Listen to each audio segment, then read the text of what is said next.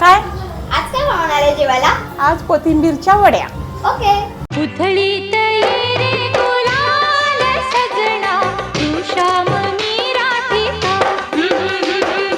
उथळीत ये रे गुलाल सजना तू श्याम मी राधिका.